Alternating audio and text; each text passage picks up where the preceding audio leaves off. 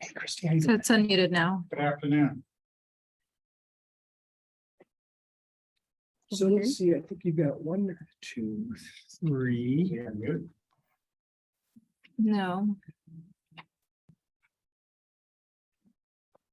So Bob Benton is running a couple minutes late. Okay. Joe O'Sullivan is representing Bingen. So he's the alternate Oh, from okay. Bingen, Yeah. so Catherine Kiewit will not be here. Yeah, Catherine's out of town, and so you have to deal with me. I apologize in advance. I wonder if there's a way to get the sound on this. On these speakers. It should be. I wonder if it's just not connected. Hey, Joe, do you mind saying something? Yep. Hey, can you hear me now? Oh, yeah. Way better. I had commented that Catherine's out of town right now, so you have to deal with me. So I'll do my best to represent Bingen, and just thank you for having me. And who do we have for white salmon? I do not. I believe Mayor Keith is going to be zooming in. Okay, But we haven't seen her yet, so I think everybody that's physically going to be here is here. Okay. Except for Bob. we've got another 2 minutes, I guess.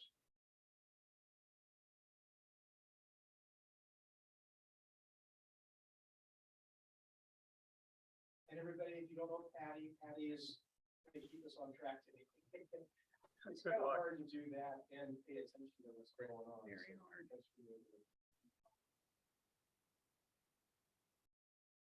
Okay, it's 2:00.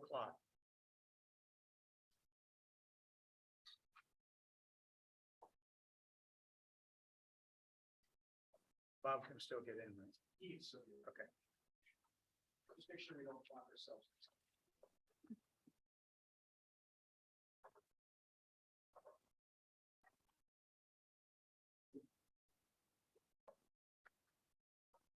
Okay, let's get started.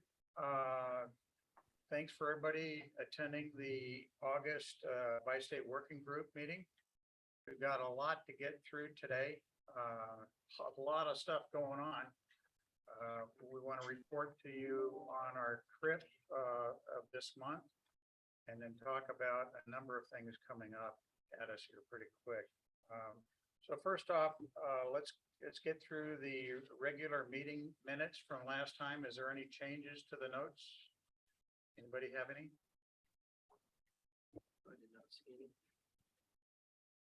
Okay. Are we good to go ahead and call them acceptable and good? 1, 2, 3, 4. You okay? Well, you're my backup, so yeah.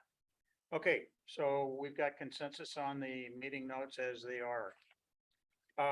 Instead of going through the agenda as we've got it here, we've suggested that maybe we make a couple of adjustments. The first one is to talk about the delegation tour that we made out in DC a couple weeks back. I'll start it off, and Commissioner Anderson and Mayor McBride was there with us, as was Kevin Greenwood. Marla Keither was there. That was it, right? And our lobbyists. And Hal, our lobbyist as well. So I'll give you my high points that I saw, and then you guys jump in. We were there 3 days.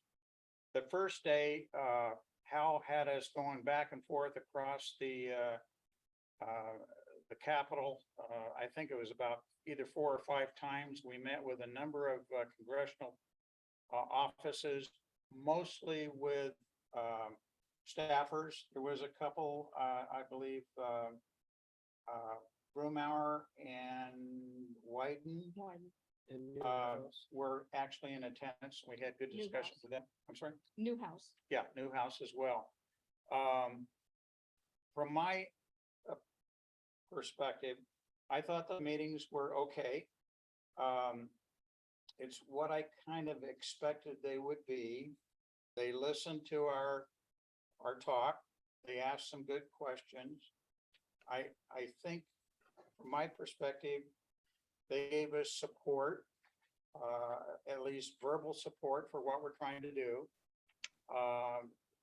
Hal asked them to make a few phone calls on our behalf, and they all concurred to do that.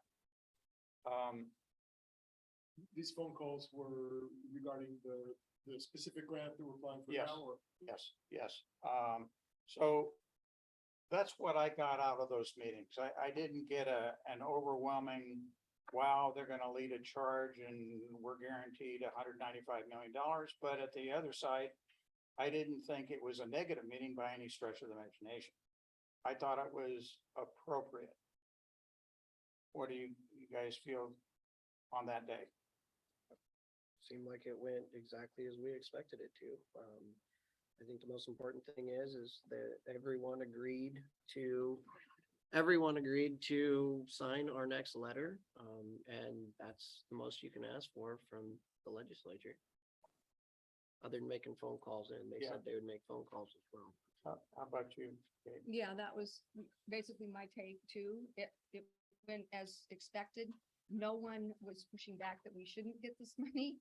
All of them said, most of them had already signed on to the first letter. And, for the second ask, they were nodding their heads yes. So I think it was absolutely worthwhile to go to give them our take on it, to talk about the community. And Marla and I both talked about how important it is to the community. And I think just hearing that and also inviting all of them to come out here personally, I just think keeping that relationship going, it was definitely important to do. And they will not forget, Yeah. forget us. I mean, we won't get lost in the mix, I think. So the second day, personally, I thought that was the strongest day of the three. We met for over an hour with the Department of Transportation. And that meeting, I thought, again, was excellent. We were talking to people that understood bridges and understood big projects and what it takes to get this kind of work done. They talked, as we shared with them our particular bridge and where we stood in the life cycle of that new bridge. And we mentioned that we had hired HNTB as a management organization for us. I think the richness of the discussion took a big change to the good. We had a lot of good discussion back and forth about methodologies. We talked a little bit about PPP and who was the name of the department lead that was there? Montezo. I'm not gonna try to pronounce his last name. Okay. Anyway, he had quite a bit of experience with Department of Transportation, Virginia, I believe, Maryland. in Maryland, and he did not feel that PPP was the right vehicle for our particular project because it's a pretty straightforward project. It's not all that complex. And we said, I said, I happen to agree with him. I don't think we need it. And as inflation's taking off, there's more of a challenge on PPP to find those funds. And we've had some discussion recently with United Bridge Partners, and they basically told me the same thing. So we had a good discussion about our particular project. He mentioned to us that our project hit all, or not, if not all, nearly all of the hot buttons that they look at when they score a project for funding. And he even mentioned that he told us how that review process works, the two-tier approach. He's in the upper tier on an executive review, and he even talked about at times they can reach down into that first tier and pull a project up that is of interest to the executive board. He didn't commit, but he hinted at we may fall into that kind of a position. Time will tell.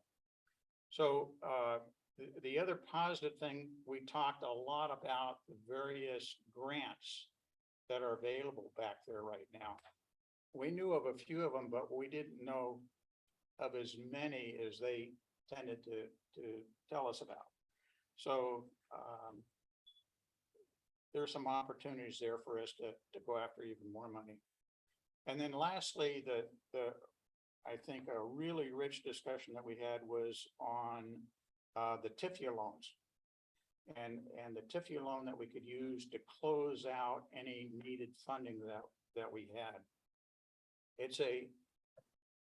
He explained it as like a line of credit or a letter of credit that we could go ahead and proceed forward with.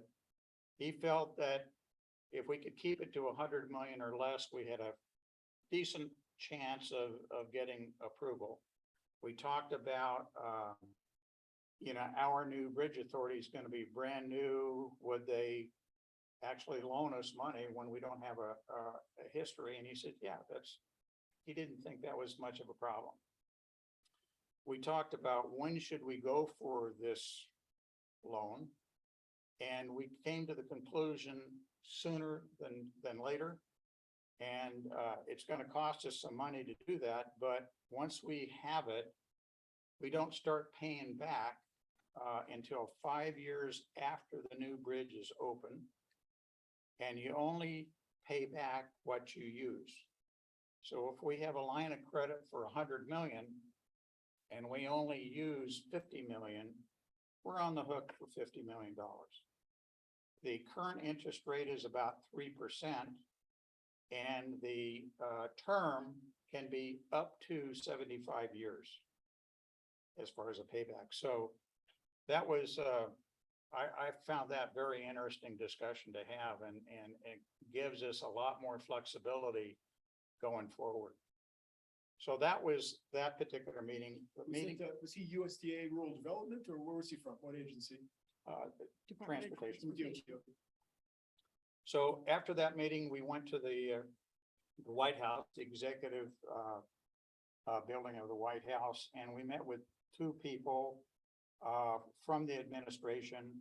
One was a staffer, and the other one, I believe, she came out of the Department of Transportation. She was, I thought, very impressive. She knew her stuff on large projects. And she knew, I think, that we knew, and we had a pretty good discussion there. The first individual was more of a general staffer that I saw, not really specific to capital projects. And we got maybe a little bit sideways where we were making a point that we need to expedite this project because of inflation taking off. And she was quick to say, no, inflation is going to go back down by the end of the year. So she disagreed with our concern there. I said, well, hope you're right. But even the calculations that were done were assuming before the run-up inflation, we still were in a position where, for every year that we delay, it's costing us 20 million. 20 million. So whether inflation comes Well, that's down 20 million at 4%. right. Right. So it's still, the point is valid no matter what. Yeah. So I mean, was, my takeaway on just that point, Commissioner, from the White House meeting was, for future talking points, I think exactly what was just said is what we need to focus on, which is just a year longer, regardless of what inflation is at any point in time, is more cost, and not get into the weeds with, this administration or future administration or anyone on what that exact day calculation is of inflation, but it's just a reality of the length of the project is going to make it cost more. And they weren't in disagreement about that, but we did get a little sidetracked on, I think, trying to get into what was not necessary, a discussion about what the current rate was. So that was the second day. The third day, we ended up going over to the Department of Agriculture. USD, yeah. Yeah, USDA. And the purpose of going to them was to understand their grant program, their loan program. And unfortunately, that session really showed us there's not anything really there for us in our particular project. They focus on water and sewer. And that Yeah, sort of and infrastructure. much smaller projects. They're talking $500,000 here, million maybe. But nothing as big as what we're looking at. Well, the city, Hood River City borrowed 30 million from USDA RD to build their water line, so. Well, I'm talking grants now. Oh, well, now- we happen to fall into the middle of, ARPA, and so we wound up getting a large part of that as grants. We got like 12 million, I think, as grants. Yeah. We did talk about their loan program, One point. but again, it was nowhere near as attractive as Tifia. Right. So I think we kind of walked away with the idea, our first choice would be to go after the Tifia instead of something else. And I think one of the things is that we felt like with the meeting with the Department of Transportation is they kept talking about all the help they have to figure out what loans you can use and how to get through them and what you should be doing. And we all kind of, felt like they're encouraging you to use those, and it kind of gets us wrapped up in their system if we do. They see our loan, they see our name, and everybody's familiar with it. And so it's, we shouldn't wait till the last minute. We should start keeping our name in front of them on a regular basis. Yeah, the other thing I think that I took away from the Department of Transportation discussion is that there was like 8 people from their department there, and all of them were willing to jump in and help us. And I think we've got to go back and Positive. touch each one of them and use them. Yep. So that's what I took away from the trip. Kevin, do you have any other items that you saw? The executive director's name was Morteza Farajian. Yep. And there were 4 or 5 others from the Build America Bureau. And I think with the TIFIA, we followed up a little bit with Steve Siegel on the 75-year term. And as I understand it, that there's state restrictions on the number of years that municipalities can carry out those terms. So we just need to make sure that we don't get too excited about the 75 until we know what the state limitations are. Well, and the other thing we ask is there any prepayment penalty? And there is not. So if we can pay it back early, pay it back early. Now, you followed up with, thank yous to each of them, and has been any follow on so that there's a continuing relationship rather than just a one-time. Yeah, I agree. Has Hal done that? Do you know? Hal has done that. On my to-do list is to do some thank you cards, and after I get those all written out, I'll try to get signatures for me and do that signing party. Plus, we've already invited them out. Yeah, that's true. And it'll be out on the 24th. So Yeah. But it might be, good to follow up with something, telling them about the recent progress that we've had, since we've had some notable milestones with bringing on the management team, et cetera. And just to stay in front of them, because most people, they see them once and then they never see them again, and it sort of fades into the background. Arthur, you're absolutely right. I agree with you. And those folks, I thought, are real assets that are just laying there for us to go tap into. Right. And shame on us if we don't. Right. Okay. Say the adage of 7 touches for it to become a memory. Yeah, I You can can remember reach out. that. You can reach out. Something like that, yeah. Yeah. Okay, if there's no other questions, let's move on to, we want to change it again. The second thing we want to talk about is the schedule for the 24th. And it's in your package. There's an outline and it's on, well, there's no page numbers, so it's about 10 pages in. Do we know if Senator King wanted to say anything? I'm sorry? Did we give Senator King a chance to speak? Did he want to say something? Oh, Senator, did you want to ask a question or mention anything? Well, I wanted to hear how your trip back east went. And then I'm interested in what HNTB has to say and where they're at in what they're doing. And those were the two things that I was interested in just getting caught up. And I have to tell you, I think I told Kevin's, I had a report from another group, I'll put it that way, that said, "Oh, yeah, I heard that delegation went back to DC and it wasn't a very good trip." And so that's when I called Kevin and found out otherwise. So that's why I was curious what everybody else had to say. So that was it. Just wanted to kind of get caught up. So thank you. Uh, let's go through the 24th. Senator, you're going to be able to attend, right, on that day? I think I'm planning on it. Let Yeah, me just, good, I'll look. good. We've got you down. All right. Well, if you got me down, I'll probably be there. Cool. Okay, so on the screen here is the agenda. From 8 to 9:45, we've got a strategy meeting with our lobbyists from both federal and the two states. All of our reps are coming in by 10 o'clock. So that portion of the day starts at 10. We'll load up folks, including you, Senator, at 10 o'clock on shuttles to go across to Mount Adams Fruit. It's the old Underwood organization. And Yep. We have, I believe it's Doug Gibson's going to give a talk. And we'll do a quick tour, but he's going to really talk about the importance of the new bridge to Mount Adams Fruit, and that they just bought Stadelman up in Odell. So there's a lot of growers on the Oregon side that provide fruit into Stadelman's, and what they're going to do is move from Stadelman's across the new bridge over to Bingen and process the fruit there. So currently, a full load, they have to take all the way up to the Dalles across and then back down. And that's pretty expensive.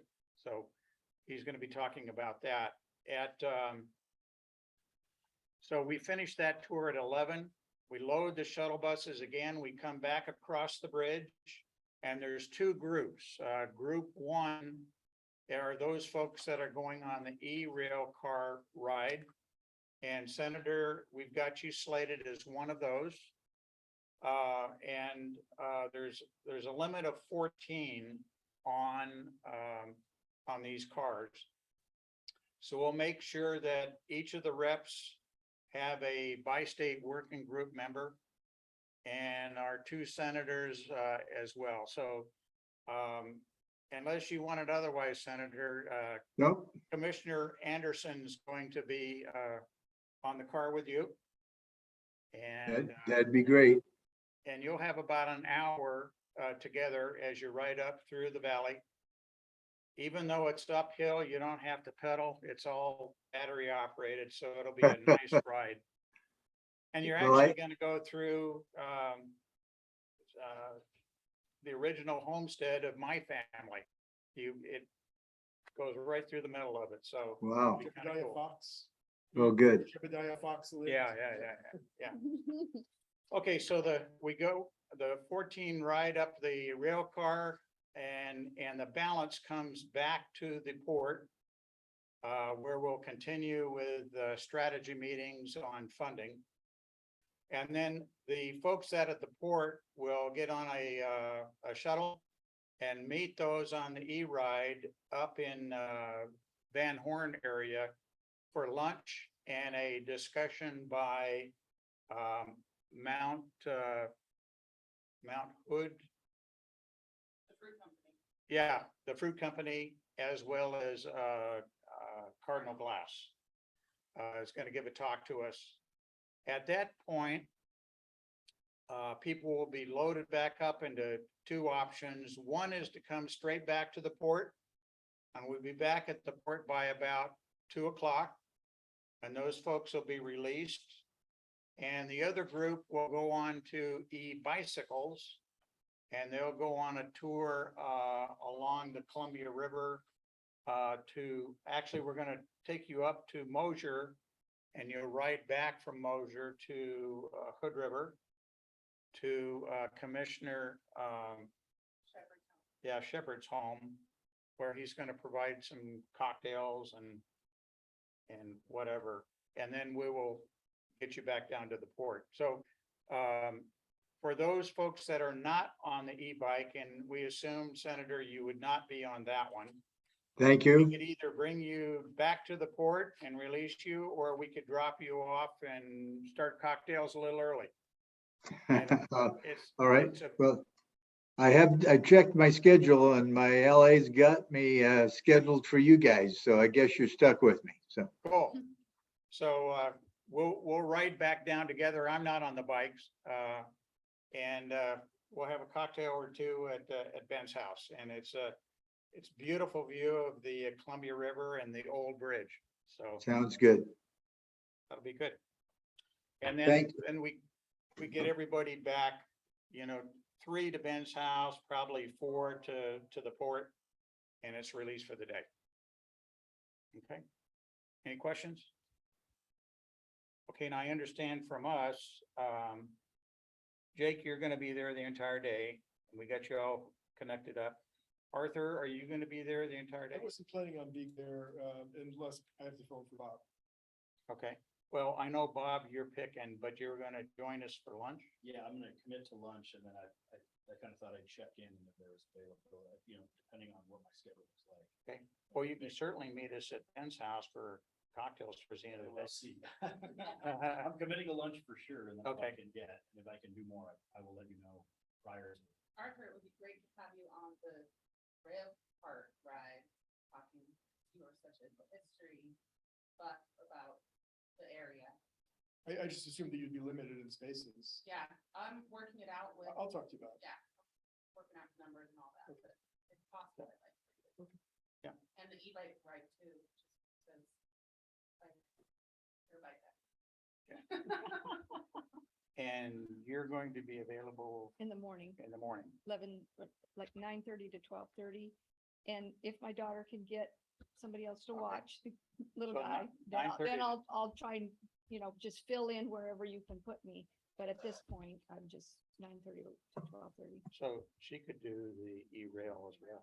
Yeah, so Okay. just put me where you want me in Okay. the morning. Good, good. All right. And I'm doing the e-cart ride this Friday. Oh, That, good. so I'll report back. So if you stroke out Friday afternoon, we don't want to do that. We're doing the Oregon Mayor Association meeting here next summer. So I want to try that e-bike or the e-cart, Right. because that may be something we'll get That'd be really cool. all the mayors from around the state to do. Okay, let's go to, if we could, to the commission formation agreement update. Commissioner Fox, if I could suggest that maybe, we just, I call out people that are in attendance. Yeah, please. For the record. That list. And do we want to maybe have the report from each meeting for Senator King and have the Yeah, let's do that. So let's see. Go ahead and, We've got the room here, we've got Senator King, Mayor Keepler, Councilman Sullivan from Indian, Brad Boswell, Adam Phipps from the Southwest RTC. Adam, can you just briefly introduce yourself? I know you're new to this group. Hi there. I'm sorry. I'm having some difficulty hearing you. I think I heard my name though. They're just asking you to introduce yourself, Adam. 'Cause Oh. you're new here. Yeah, absolutely. Hi, folks. My name is Adam Fiss. I am a new planner here at RTC. I think I saw some of your faces at the last RTPO. Look at that, Skamania a couple of weeks ago. But for folks who don't know, I started at RTC, I suppose, just 3 weeks ago. Before that, coming from the MPO in the San Diego area called Sandag.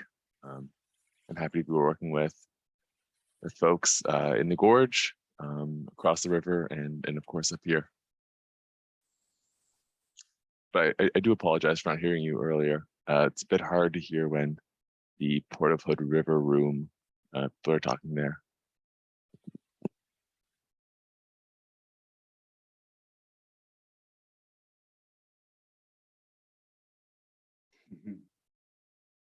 From federal highways. Alex, closest I can get it. We've got Catherine Hubble from HNTB. She's the project engineer. Is that everybody? All right, great. I think you're good to. Okay, so let's, for Senator, let's go ahead and have the HNTB, discussion first. So tell us what you're doing. Yeah, so, we've got our office set up. We're fully up. and running. Hey guys, can you move a microphone a little closer? Yeah, sorry. Can you hear me better Yeah. now? Is it on? No, not yet. Do you have a game investment on this? Is it possible to?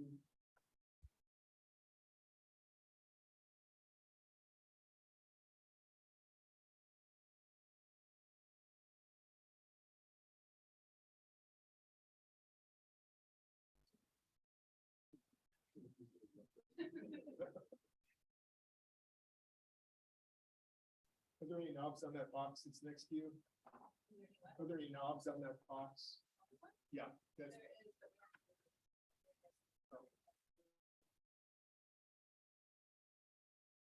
Sounds like they can hear us, it's not loud. Why don't you come over? Can you folks hear me okay?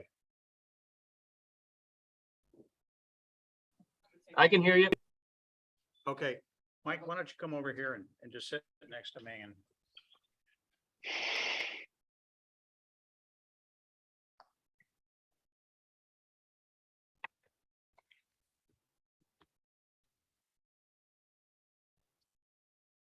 Okay, can you hear me now? Yes. Okay, great. So we've got our office set up. We're here in Hood River. We're just across the parking lot from the Port of Hood River's main office. So we're up and running.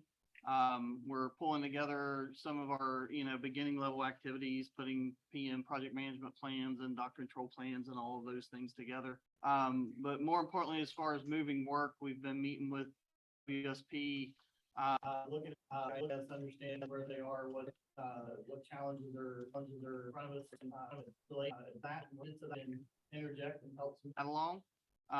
We are also putting together some early design activities that we'll be bringing back to the bi-state working group in September, with some opportunities to advance work, geotech, maybe some early engineering activities that we can bring back and start moving things along. So those are the big things that we've got going right now. We're also looking at the permitting, helping to move some of the permitting along and looking at what the critical permits are, and how we can help to secure those, reduce risk for the port by maybe advancing or securing some of those permits early. Is also some of the key things that we're working on right now. Yeah, so the next 2 months, a big issue for you folks is getting you knowledgeable of everything that's been going on here on this project for the last year to 2 years and so on. So there's a number of briefings that are taking place, scheduled to take place. One of which is to take you through the estimate and the schedule that you're inheriting, and then start to look for opportunities to accelerate those schedules. Yes, yes. Yep. Yeah, that's correct. And that's one of the things we're going to be looking at is coming back and looking for opportunities to, accelerate work. Where do we have the funding? Where do we need the funding? Thanks to you, Senator, we've got the $75 million and we want to put that to good use. So we're looking at how we want to, age that and get it into the work program sooner than later and make the most of that so we can start moving forward to, leverage additional funding. One of the things we're always asked from the feds is what progress have you made? And we want to start making some progress so that we can show them that the project's moving forward.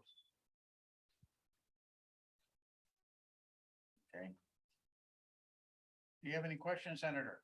No, I just very much appreciate having them on board. I know that they are a very good company, and I look forward to working with them as we go through this project. And I appreciate the update, particularly the part about accelerating the schedule.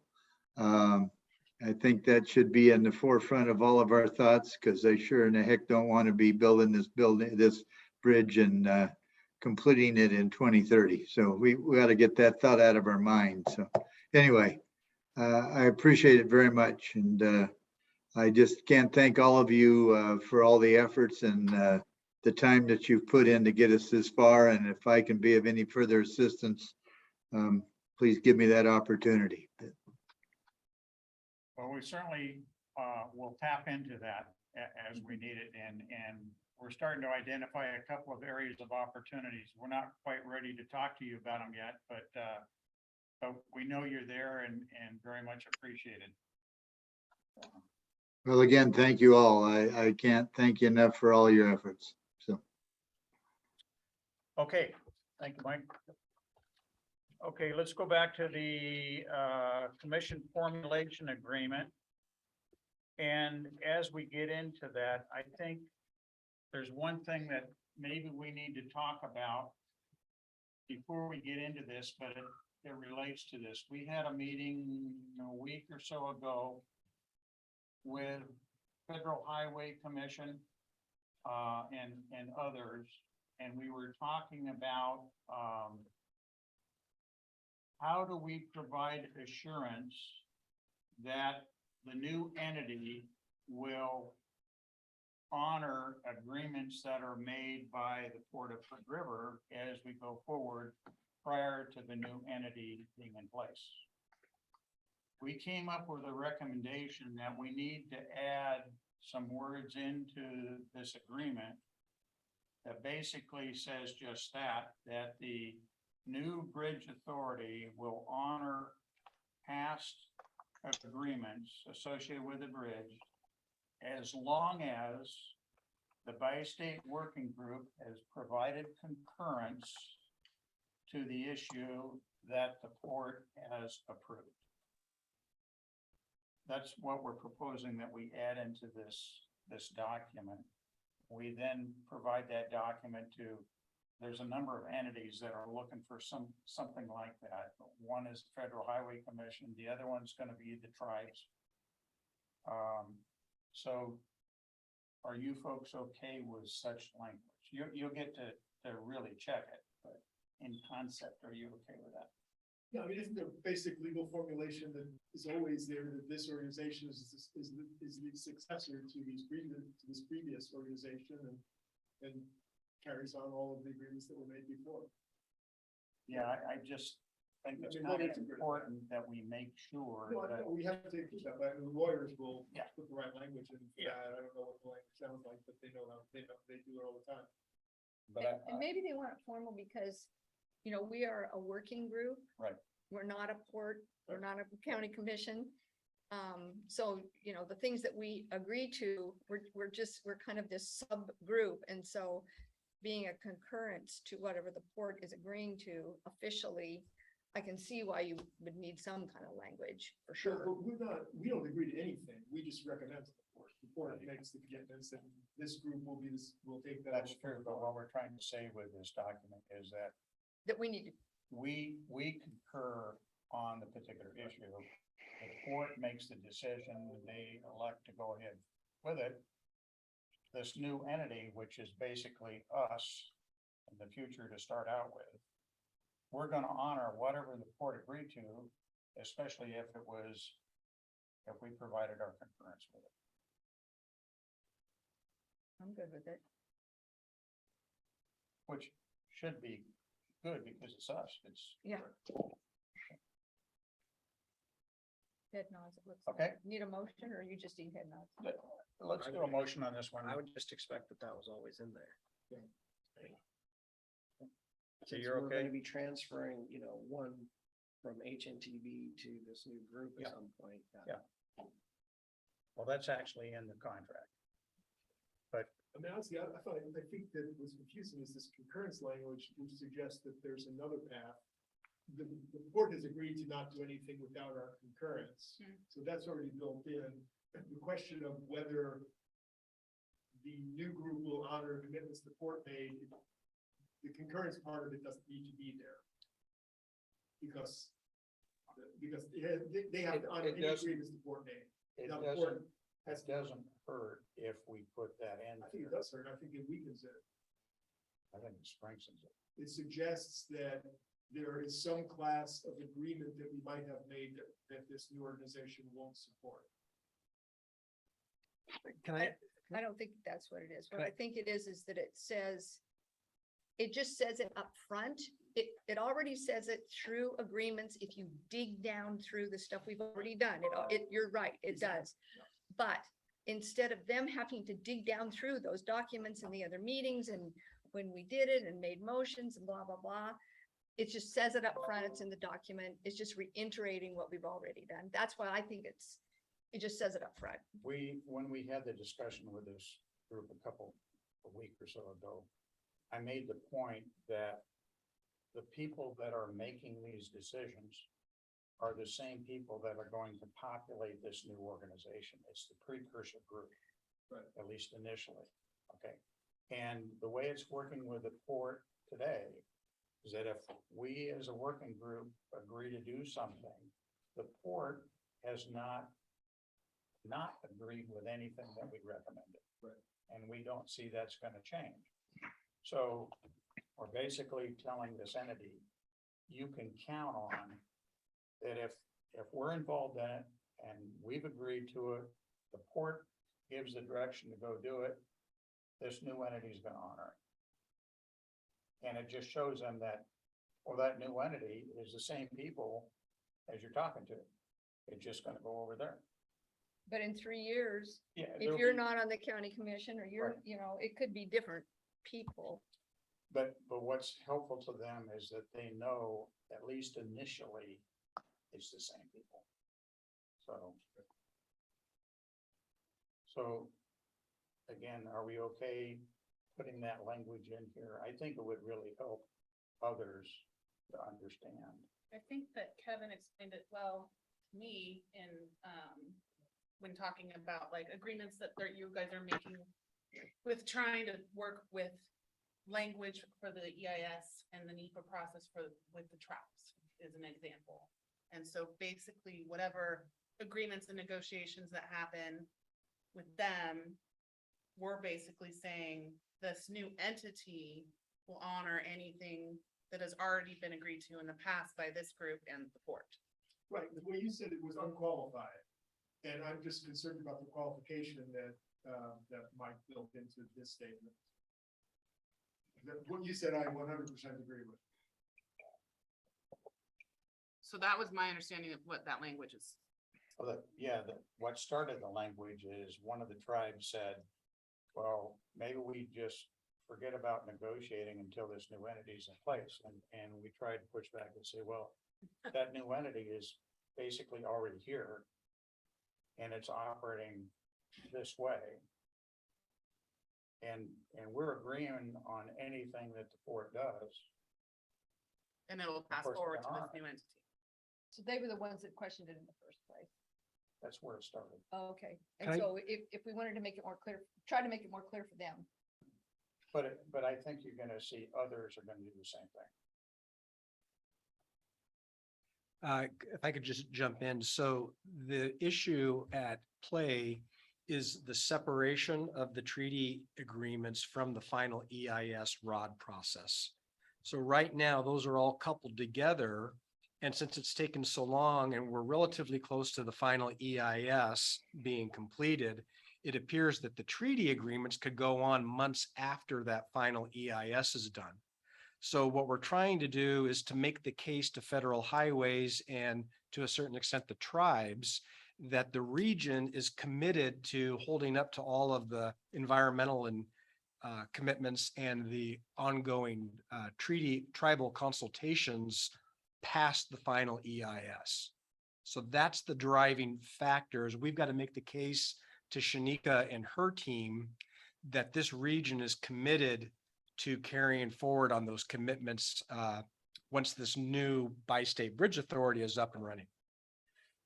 So there's no need not to negotiate with us. We're gonna honor it. Right.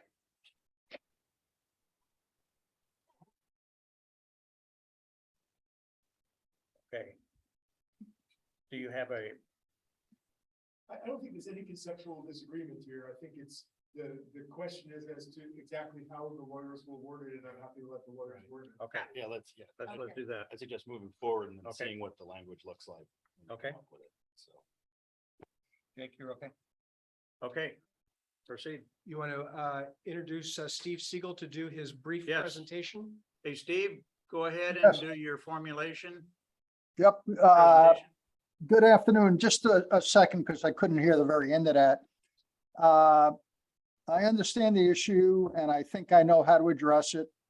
I think we've got to be careful about how we word it, and I think it also needs, Kevin, we probably need a paragraph in the FEIS or the ROD to connect all the dots between the agreement and the ROD and all that stuff. So I will come back with language that I think will meet your requirements in draft 2.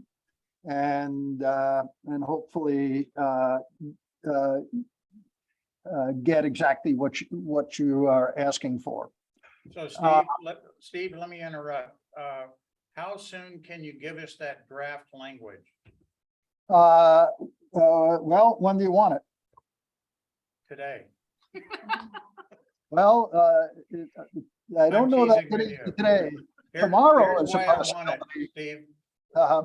We want to get this language back to the Highway Commission and check it with them, and it shows them that we're willing to honor all of these. Please disconnect the EIS from the tribal MOUs. Yep, I understand. I'll get it to you right. I'll get you very quickly. Okay. 'Cause, yeah, I've been thinking about it, but I do think, again, it's up to FHWA to decide this, but I think connecting or putting the explanation into the EIS and perhaps even into the ROD about how all this fits together kind of helps to make sure that should there be a lawsuit some way along the way, we got all our bases covered. Okay, I will get that to you very quickly. With regard to the current status of the commission formation agreement, Kevin, if you go to the next slide, please.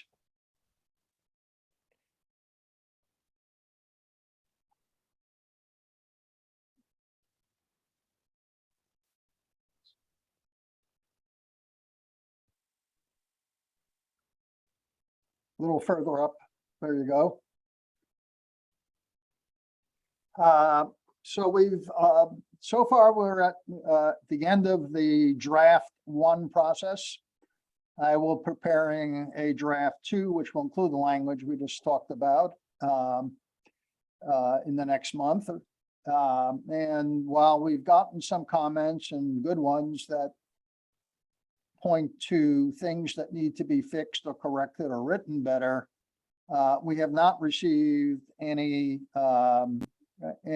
comments that require a fundamental change to where the current draft is at. We will be requesting, or in the process of requesting, a review by the legislative councils in Oregon and Washington. This was brought up by Representative McLean, and I think we're in the process of making that request in Oregon. And Brad, I think we'll have to go through you somehow to figure out how to do this even in the state of Washington. So far, so good. Needs more work, needs more legal review. But I think we're heading in the right direction. There are several issues, and I'll come to them in the next couple of slides, where I'll be looking for a bi-state working group direction or approval. But starting along those lines, one of the things I've requested and do seek the bi-state working group approval for is to subcontract with a Washington law firm to do two things. One, which kind of started the thought in my mind, is to analyze how the Washington sales tax statutes will affect this new bi-state authority, depending on where its principal place of business is located. If you recall, the principal place of business, which is kind of the county and the state, dictate which state laws apply and how they apply. So with regard to the bi-state working group, with regard to the bi-state bridge authority, if they are located in Washington, there'll be certain sales taxes that will have to be paid. But if they are located in Oregon, there may be some that have to be paid and some that are not required under the statute. So I've been looking for a Washington law firm with knowledge of the Washington sales tax statutes in particular to kind of help analyze that as an input into deciding on the principal place of business for this new entity.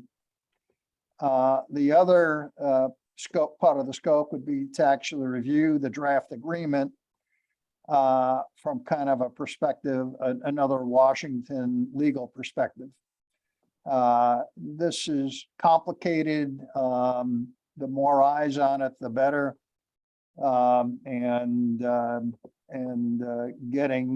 Getting a review from a Washington law firm, I think would be particularly helpful. We're getting a very good review from the Ports General Counsel on the Oregon side. And hopefully we'll also get legal reviews from the legislative councils of both states. So Steve, let me interrupt you. So does there anybody object to going ahead and giving him approval to, especially since it's coming out of his budget, go ahead and do these legal reviews? I guess I have a question why it's a subcontract, or why wouldn't the port directly contract with the Washington firm to answer these questions? You could. I think what he's doing is he's using his budget that we authorized him to complete all of this work to do that from. I understand. I mean, we could take. Yeah, we can take the money back. The reason is that I would like to see this being directed by, these gentlemen over there, rather than having Steve direct it and tell us what they said. I mean, that's possible. I mean, we could do that either way. If it stays under Steve's, we still be engaged and could review the reports and give you feedback based on that. It would save you some administrative time of having to split the budget out, get approval for that, and then put it back in. And I mean, we could independently review his report and give you a report back on what they said. If it just makes it a little cleaner as far as administratively, and then he has to worry about the invoicing and subcontracting and dealing with the stuff with the law firm rather than you all having to do that. The subcontracting arrangements, when you're dealing with an attorney, then I'm always questioning or dubious as to who the client is. And so I'm more comfortable with the client being clearly this project being before. Anybody else have comments on that? The only thing I ask is that it be done as expeditious as possible. It's taken a long time to get here, and we'll need to get this analysis done in order to proceed. So whatever. Steve, how many hours are you looking at for this analysis? Well, to me, it's probably, I was gonna put a $20,000 budget in it, and thinking that the subcontract ought to be complete in 3 months, right? So it's not a long-term, effort. But, I mean, I'm happy to go either way. I just wanted to go as quick as possible. You're strong about, 3 months? Did you say 3 months? It's probably gonna take about 3 months to kind of, it'll be over. Mhm. yeah, but you're not talking about a lawyer full-time for 3 months. Well, we're looking at probably a number of different attorneys kind of working on it from different perspectives. Because remember, there is a whole, depending on what a principal place of business is, there's a whole bunch of different statutes that have to be looked at. So it may not take $20,000. That was just simply the number I was going to put in the subcontract. They'll charge. Here's what I suggest we do. We've hired a new project director. I think the project director needs to study this and make a recommendation back to us of which way to go. And we don't need to wait a month to get this back to us for a concurrence. Once you've made your decision, Mike, send us an email with your recommendation and we'll commit to give you a response very quickly. We can even authorize the chair to make a decision on our behalf after Okay. consulting with the project. Is that okay with you guys? Yeah. Yeah, I'm fine. Okay, I'm fine with that. so we'll decide, move forward, but need your recommendation after you've studied. Okay, I mean, Commissioner Fox, just to button that up. So the contract that the port has with Siegel says that the port authorizes the subcontract. So at tomorrow night's meeting, you may just need to discuss. need to that probably do component. the same thing with them to see if they would give us pre-approval to make that decision. Perfect. Okay, keep going, Steve. Next slide. Next slide, please.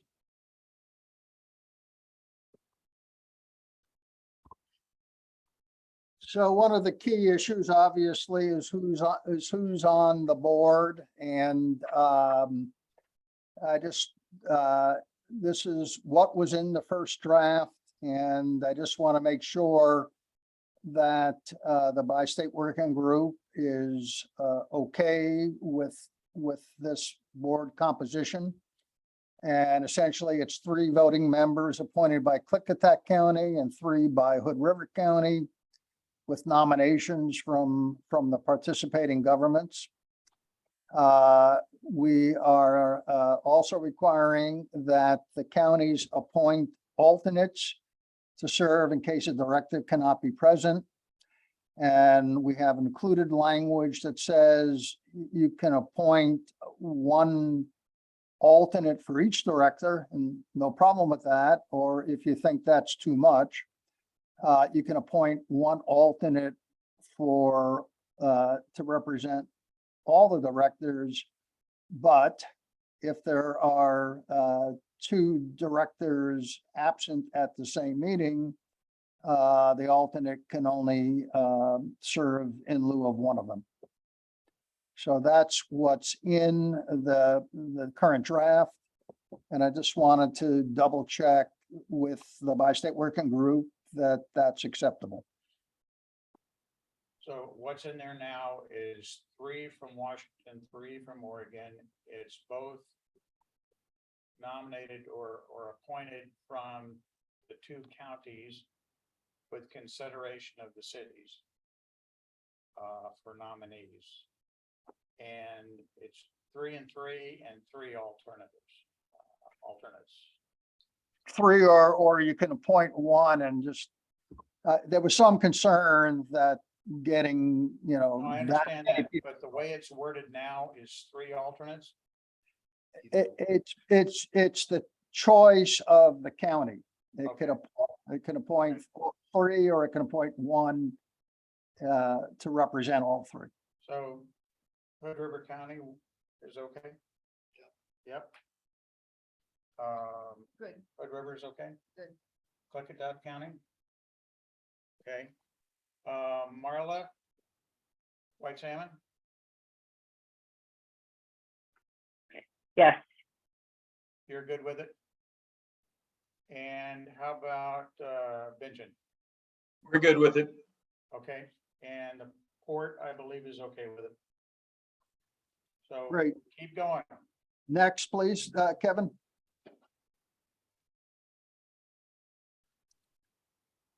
So the agreement also permits ex officio members who are non-voting members.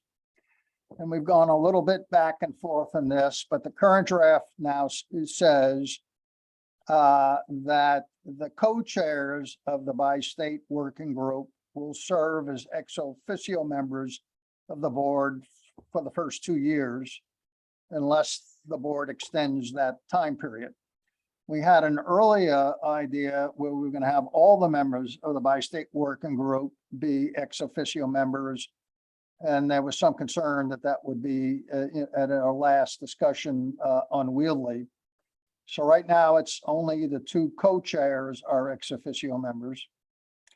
And if one or both of the co-chairs are appointed as a director, a voting director, the county may appoint another member of the bi-state working group as its ex officio member. So are these members voting members? Ex officio members are not voting members. They are not, do not count towards the quorum. They do not vote, but they are permitted to participate fully in all discussions at board meetings, serve on committees, and participate in executive sessions. Why not have them be voting members? Well, they need to be appointed to the group As a director. as a director in order to be voting. And so it's likely that they will be, but this is just to ensure continuity of information and institutional kind of knowledge. Okay. Yeah, that's the way I saw it, the length, so that your knowledge would be able to go Right. forward. Yeah, to be able to answer, because in case you have a bunch of other elected officials that don't include people from the bi-state working group, there's somebody there to raise their hand and say, well, this is why that is what it. Yeah. You know, not necessarily to lead the team, so to speak. I'm fine with it since it has a sunset clock. It's not in perpetuity. Well, I think it was, It'll you be were okay. the one that was concerned with the number of folks involved. And I think that was good input, so we kind of tried to pair it. No, I think you guys did a really good job. And all Okay. You'd probably be a director anyway, but. Right. That was not the issue. Okay, does anybody have any concerns with this slide? No? Bob, you're okay? Yep. Marla, you're okay? Okay, and Benjamin? We're okay. Okay. And you too? You're okay? Yeah, I'm good. Okay, and Jacob, you're all right? And, okay, we're good. Good. Keep going. Next, Kevin, please. So this is a choice. This is how many votes, the issue is how many votes does it take to pass an ordinance or a resolution?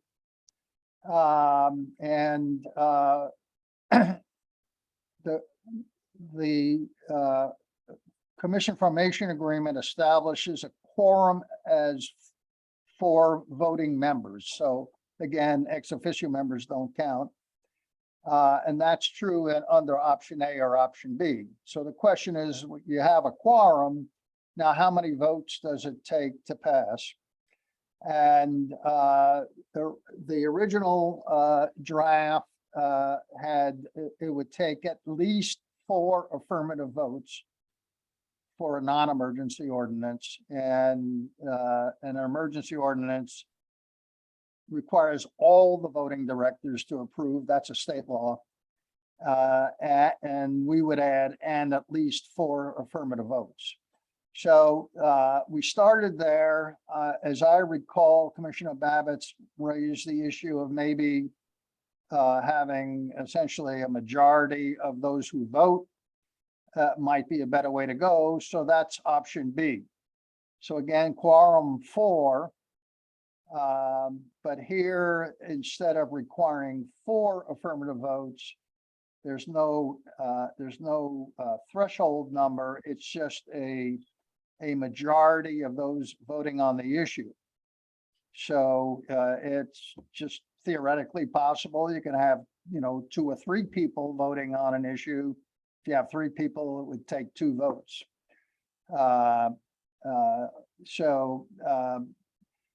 Rather than try to, I don't, I guess I would, my original preference would have been 4, but I don't feel very strongly that that's needed, and I thought it would be best to have the bi-state working group decide what it thought was the best of these 2 options. Let's go around the room. Christie? I think option B, due to what Commissioner Babbitt said before about if someone has to abstain or. Yeah, Bob. I'm not entirely sure that this gets at what Commissioner Babbitt was talking about. I think That's a different issue entirely. Yeah. And so, I have no issue with I actually like option A, but I would also like to understand what Arthur's concern is. Because I don't think we were understood it exactly when we had this discussion about the subgroup. Yeah, I might be able to break it down, but I hate to be spending all this time on this because I don't think this is that big an issue. But the point is that you can have a majoritarian style or you can have a consensus style. If you have the consensus style, which is what the city of Hood River has, for example, where it always has to be more than half of the existing counselors have to vote on something. So there's 7, so we always have to have 4 to go forward, Then you have yes. to have a backup plan for when you have abstentions or when you have people missing because there's no one in that seat. So you adjust the overall number, which is currently 4, I guess. Oh, 4, so the six members is the total number.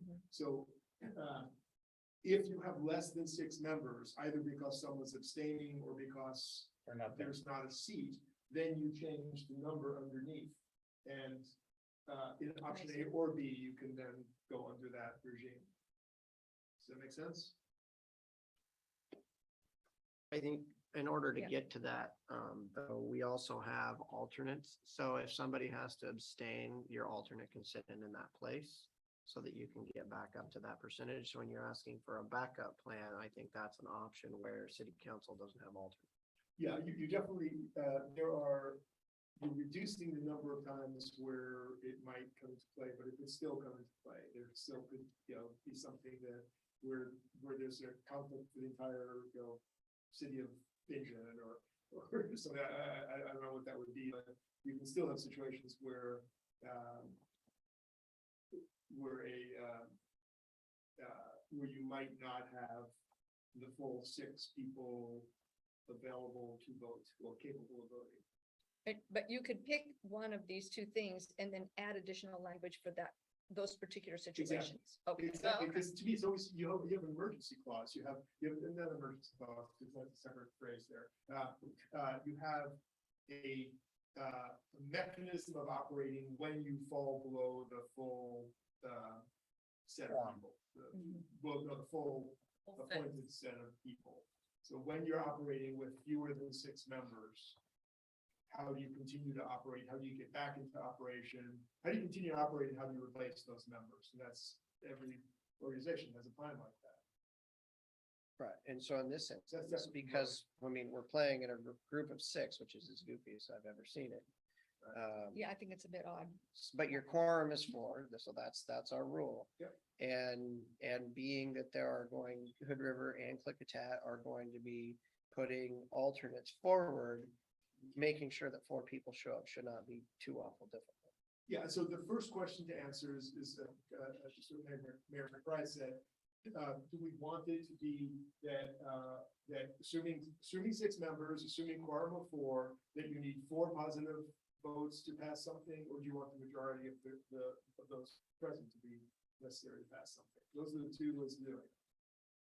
Well, because of politics and we're in political season, I think option A makes more sense because with I agree, option yeah. B, That's exactly why. That's what I Yeah. think. Conceivably, one state could. could, vote. that's Exactly. why I So, was. Yeah, that's, just because, yeah, that's what I'm at. and that's what I thought you guys were getting at, and I, from day one, I thought that was the sensible way to do it. I just wanted to make sure that if something happened, that we didn't get in a place where because we're putting ourselves in this funny little corner. I mean, I had to preside over a series of quasi-judicial meetings where I could not get out of a hole because Kate had a. Sorry, it was my fault, Arthur. I'm sorry.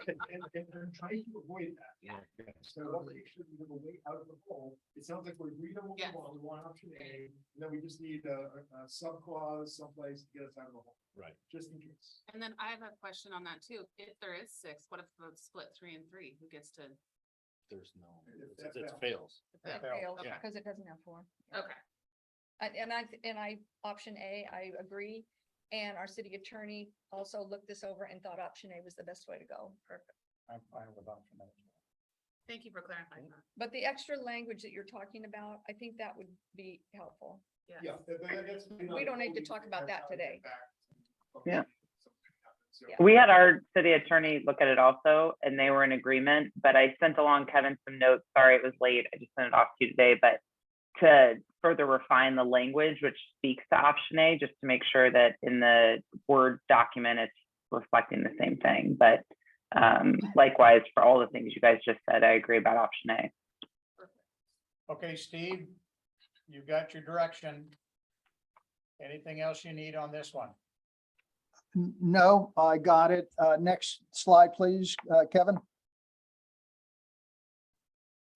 Well, very quickly, we talked about this earlier. Again, the principal place of business, where is the principal place of business of this new entity is still outstanding, waiting on the legal research we talked about just earlier.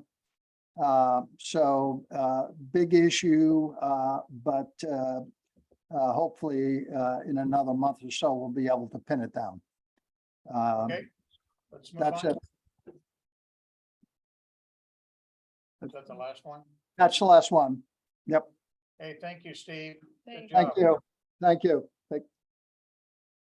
So there's consensus that we'll go ahead and take, once Mike does his analysis, we'll send an email out to you just saying that everything's okay on his contract, and then we'll take that to the Port Commission Okay. for the subcontract. Okay, so going back to the agenda, let's go to item number 4, which is the grant opportunities. And Kevin, why don't you talk about the 195 and the SS4A? You want me or you want Mike to do No, it? that's right.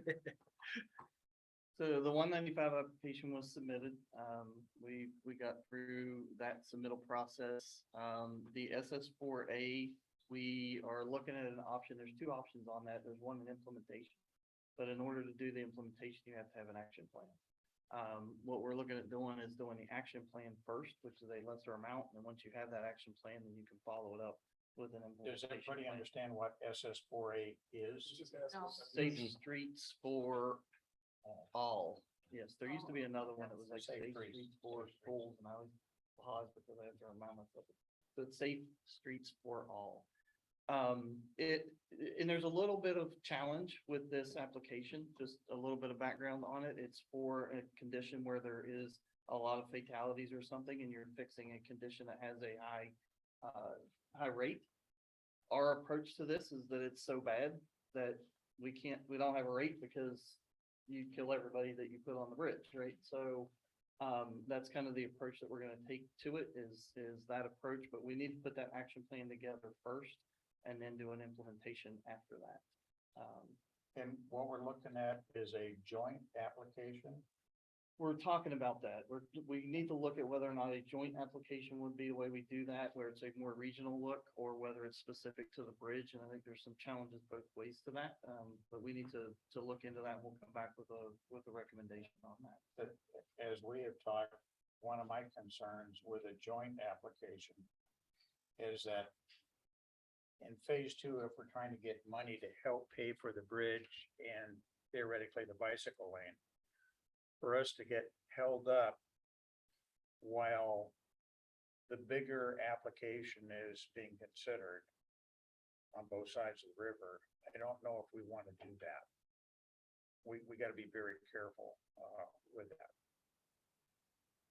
So this application could hang that up potentially? Well, it depends on how this thing is grouped. If you have a joint application with, let's say, Oregon and Washington, with the bridge being the intersection, we can go out and get the $5 million to do this study, but if they're not going to do any of that study until all of it is done, and if both sides of the river take 2 years to do this study, or 3 years, or 4 years, we don't want $30 million being held up for that study for the bridge. So we want to look at how the two relate to each other. Can you do an action plan that's more regional and then break it up when you do your implementation and ask for, different places? Or is it everything stays together once it's originally put together? So What kind of amounts could we ask for in this? it's 3 million and 30 million. So 3 million on the action plan and then 30 million on the implementation. Yeah, which is, a little better than the PCE estimate on the bike ped for the bridge. I think it's 54. It's money. It's $30 million towards, Yeah. Okay, so that's one that we're kicking around right now. Because the way I would break it down is, it seems to me like, our chances are not great for that one, simply because it's not aimed at exactly what we're applying for. So whatever arrangement is going to maximize our chances is the one I would take on Yep. this. Okay, and that's what we were looking at too and we're also looking at, is there other grants that would be, do we spend the time on this one or is there something else? Right now, we haven't identified a different one, but and we don't want to miss an opportunity either if there is, even if it is, trying to fit into it. And just to add on, I know a lot of the cities are looking at this as an opportunity as well. And so part of, we want to be good partners and good neighbors to our city applicants and don't necessarily want to be the vacuum cleaner that sucks up every last dollar out of the region for this really important. But it could be, maybe we decide that this one's not that important for the bridge itself, but it is important for the region. And the tie to the region is getting both sides connected to the bridge and the bridge is there. And maybe that strengthens the whole approach. So out of $30 million, maybe the vast majority of that 30 million goes to the both sides of the river and not the bridge. Yeah, I mean, to chime in here, and I appreciate Kevin's comment about being good neighbors, which I think we all are, but this is absolutely a program that we are eyeing on the Washington side. I don't think Mayor Kiewit's here, but maybe Councilor Sullivan would jump in and affirm that too. But I think this could be an opportunity to creatively try to bring forward one of the projects we're looking for to increase access, because we don't see that's a gap once this new bridge is in place on the North Shore.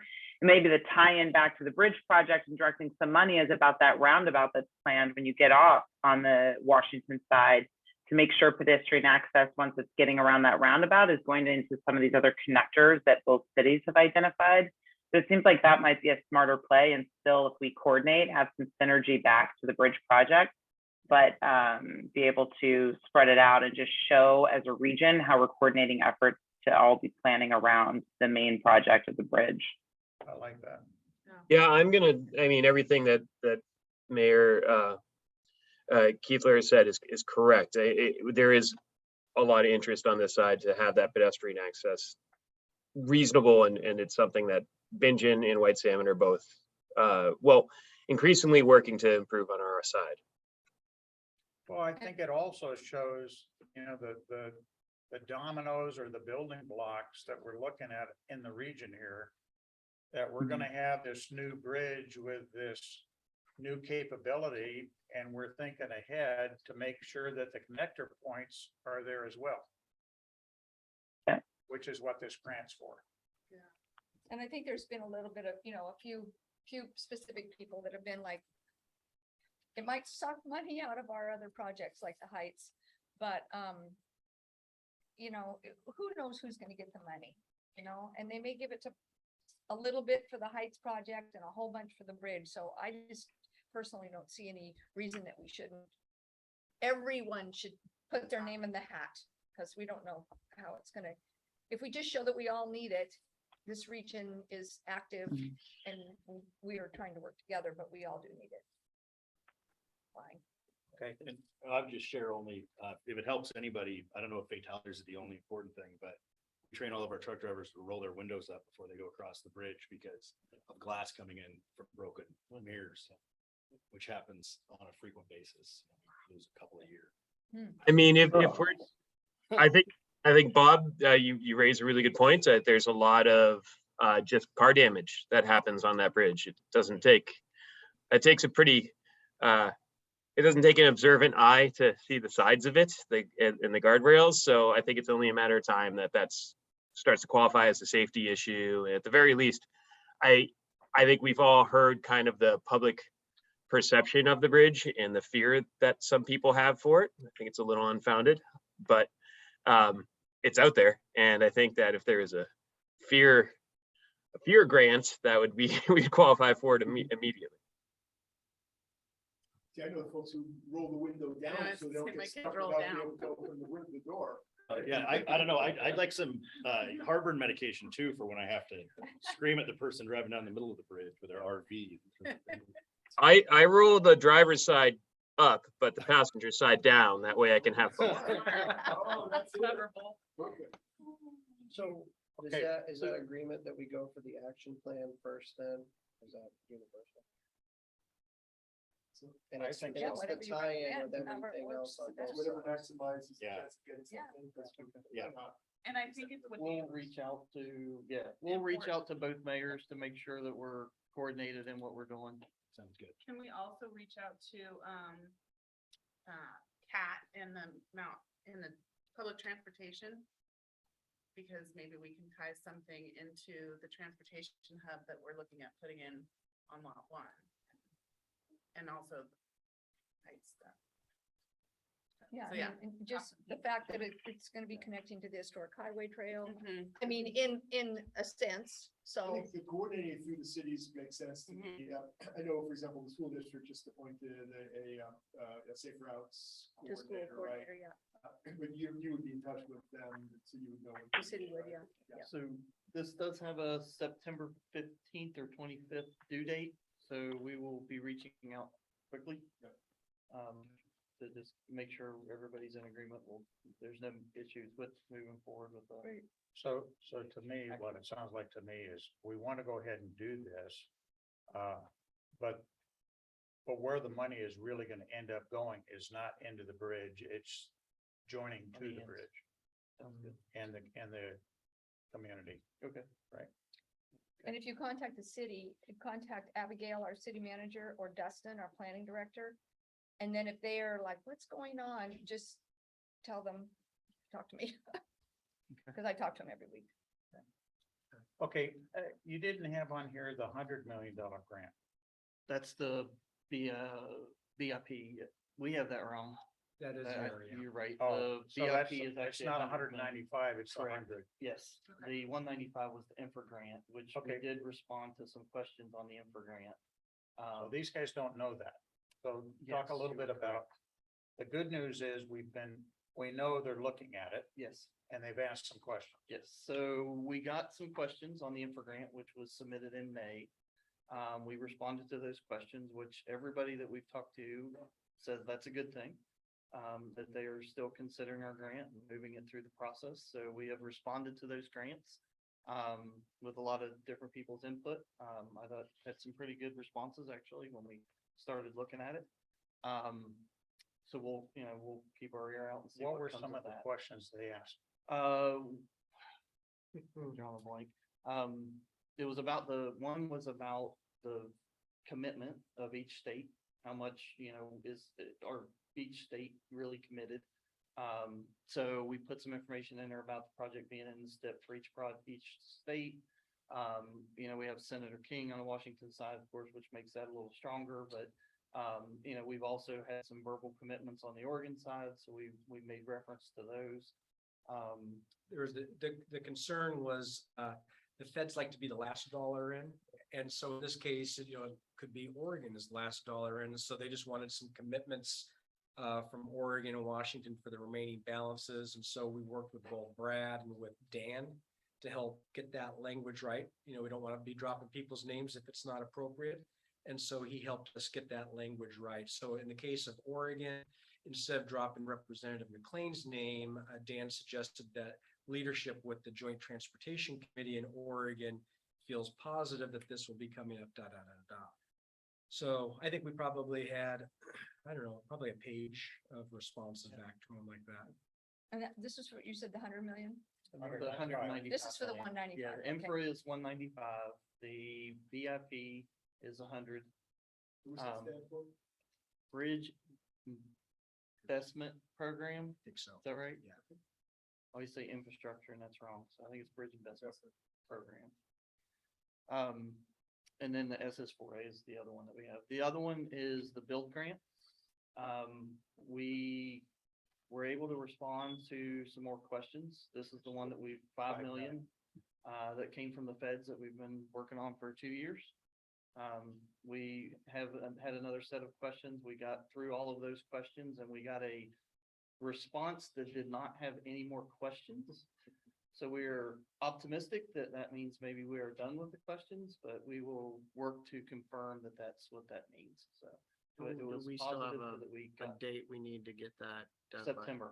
So that's, we've been responding within a day of their questions and like I said, the last one we got this morning or Friday, I got it this morning. that from Travis, who was in Washington DC, was that he was very appreciative of all the information and we got him what he needed. So we were optimistic that that means we're in good shape. So we're going to reach out tomorrow to the local person and just see if that means we're good to go. Okay, any other questions for them on that?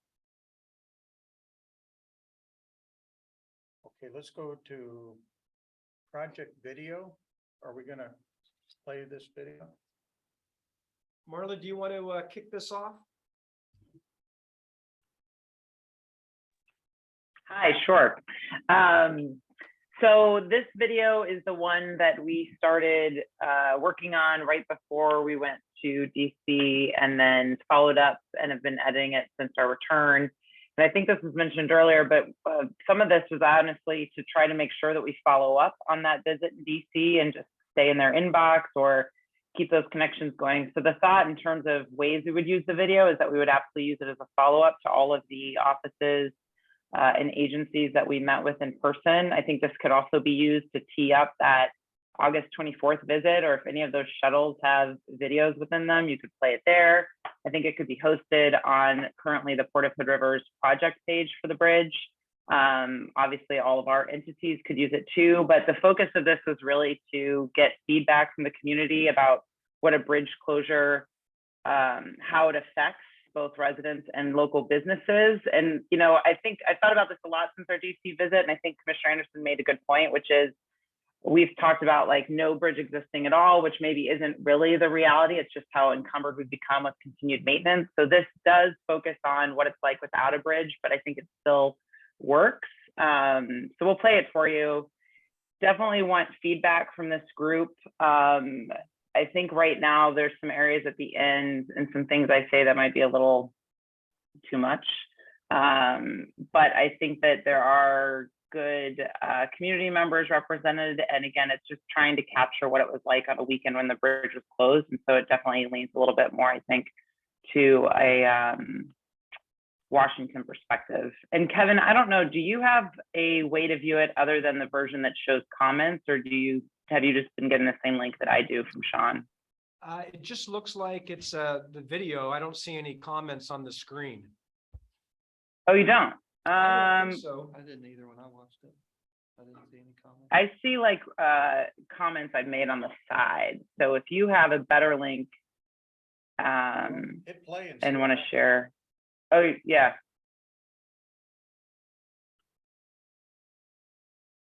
Are you playing it, Kevin, or do you want me to try? Here we go. Patty's got it. Okay. The efforts to replace this bridge are probably 30 years old. I don't think you can be over exaggerating by saying it's the lifeline into western Lickitat communities like White Salmon. We've got this bi-state working group that has passed legislation in both states to form this new equal bi-state bridge authority. So even though people may not see all the various issues that are happening to this bridge, including under the water with its piers, because after a while, you can only polish and burn off so many times, it's going to eventually be replaced.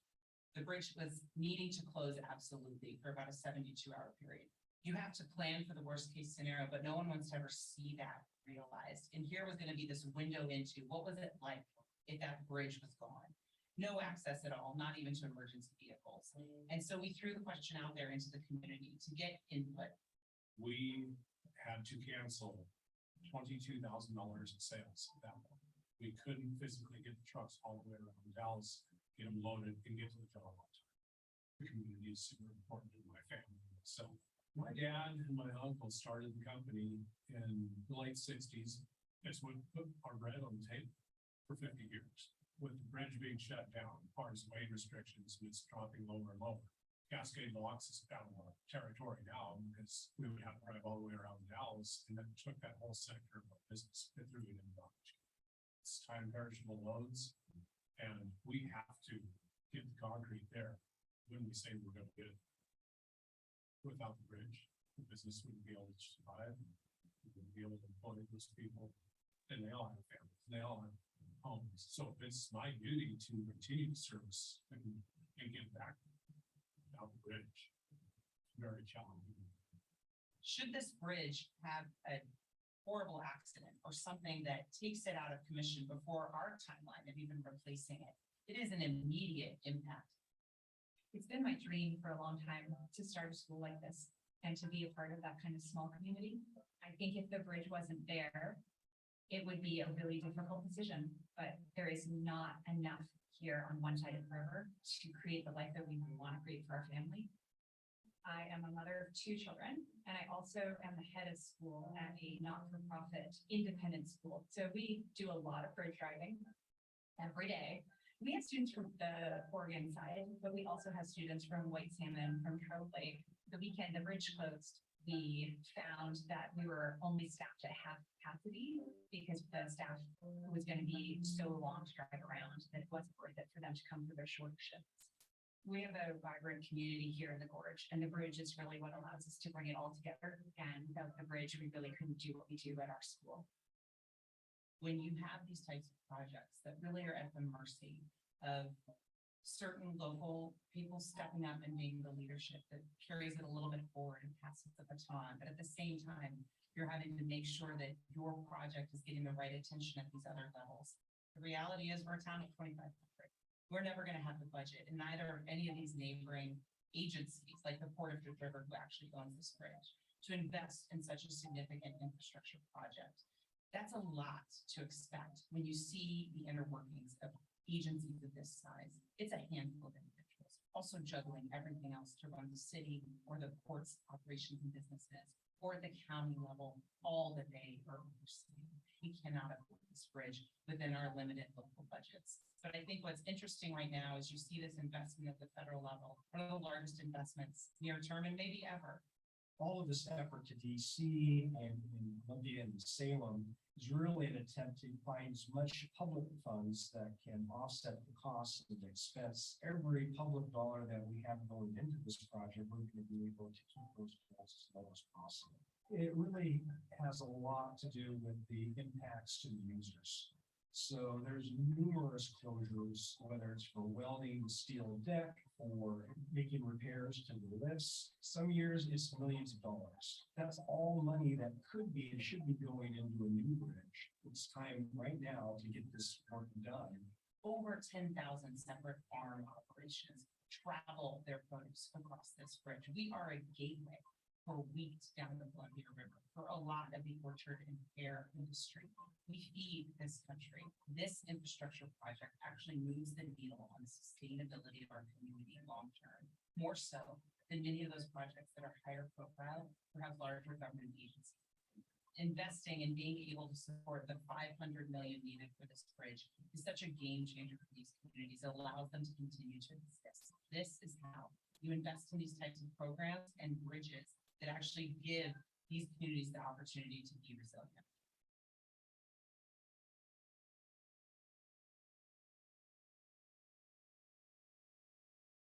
Where do I send the check? Oh my God, that was fantastic. That was, I don't know, I think this picture says it all. Yeah, actually. yeah, it did. I like how it starts with that. Those crappy roll joints with the truck sitting on it. Yeah. Hey, Marla, Wow, that was great. absolutely great job.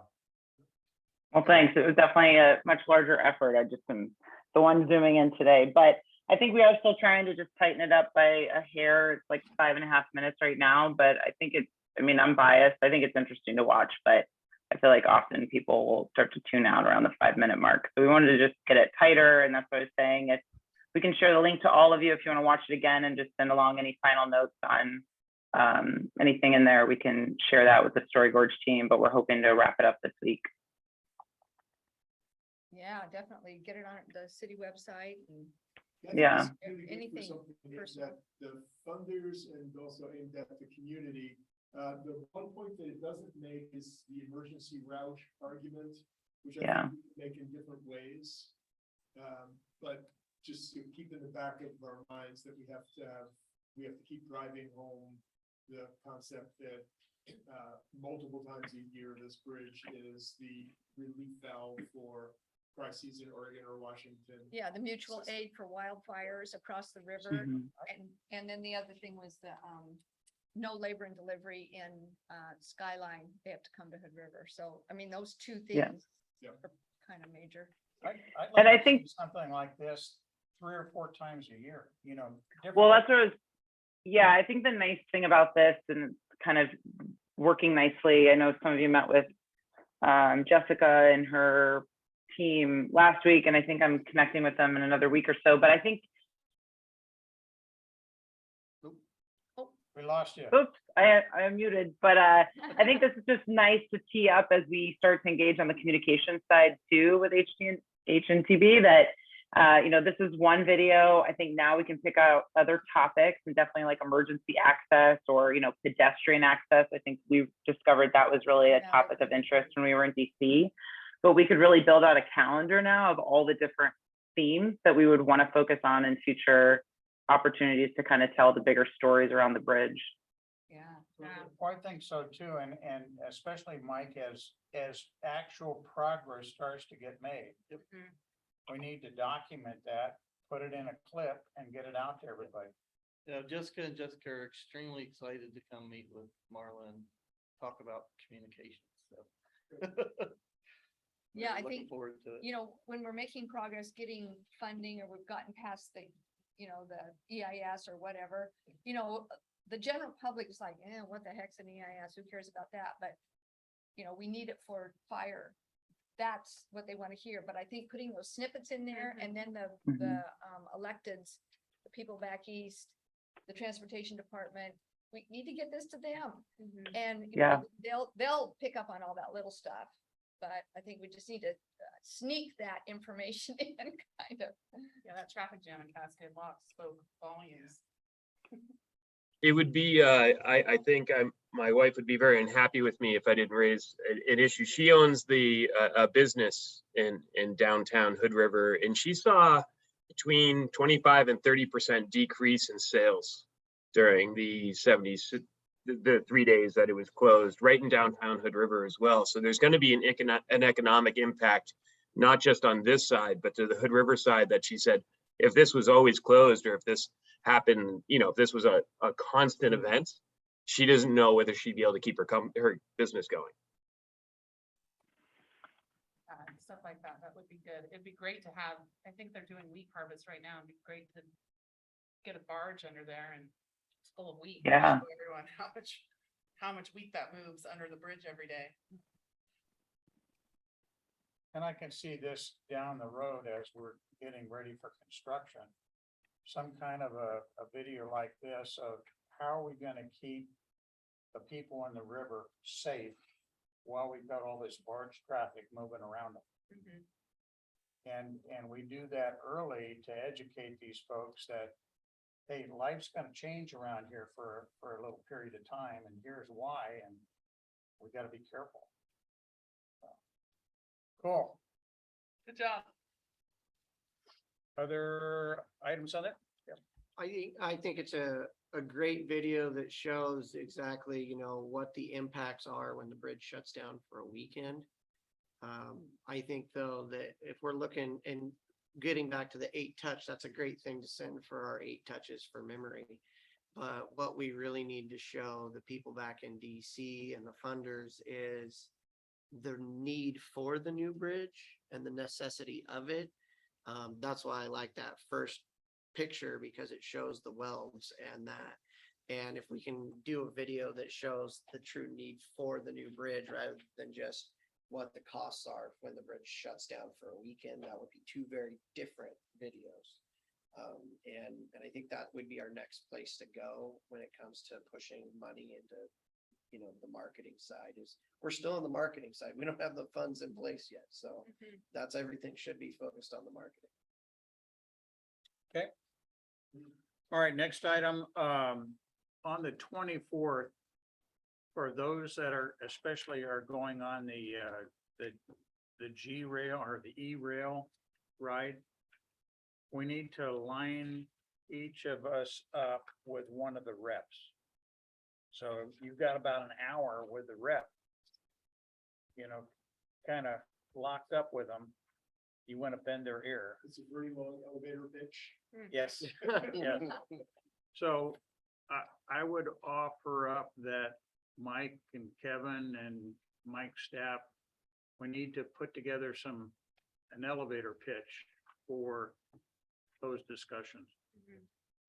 And make sure that we need to make the assignments as well for those that are going on that ride. And then beforehand, make sure that they've got all the talking points. And I'll be getting out a menu hopefully tomorrow or the next day. They're just firming it up Okay. for everyone to choose. We'll order everything ahead. So as soon as you get off bikes, food will be ready. Good. How are you, how would you like those talking points set up? I mean, planning on talking for 60 minutes worth of talking points, or you thinking like a page or? I would guess general topics, no more than a page, but outline form. And you pick and choose what you feel comfortable All talking of about. us bullet are points. more than capable of speaking for an hour. It's just to. Well, give a some little more capable than focus. others. Excuse me, excuse me, I'm speaking. Just a little focus to it, to help us keep on track. Bullet points. Okay, And then as far as the matchups, as far as who's going with it. I think Okay. maybe Christie and I will work that out and we'll get it over to you guys. Okay. Project update, anything else? Well, I think the big one is the biological opinion. Yes. Thank you. So I can give a little bit of history on this, and then Mike can kind of take the baton and talk about how we're going to approach this going forward. So that the biological assessment, which is a port document, a project document, WSP produced that document and delivered it to National Marine Fisheries in, I want to say, September of 2022. And, you know, there was a lot long. No. Or, 22. I'm sorry, 2020. Sorry about that. 2 years ago. Yeah, 2 years ago. So as we were waiting for us to get responses back, it got to the point to where I was actually contacting the ODOT Nibs liaison on a weekly basis. And I wasn't necessarily saying, where's our report? It was more kind of like trying to build kind of a relationship. After the 6th call, I got contacted by the Oregon Division of Federal Highways and was instructed, leave those people alone. You're bothering them too much. So this was probably in late 2020, early 21. And so it kind of became quiet. And really, we've got one contact at ODOT that's a member of our NEPA team and that's Dennis Reich. And he's kind of the conduit to this whole NIPS world. And so we were waiting to get something back as far as the biological opinion. They were making some progress as far as we were concerned, but then late last week, we got a comment from Dennis at ODOT saying that the branch chief who was up in the Ellensburg area had rejected the version that the ODOT authoring team had produced. So stop there. So WSP wrote a report, gave it to ODOT. ODOT recrafted the report. Well, not exactly. So we gave them, the WSP and the project gave them the biological assessment.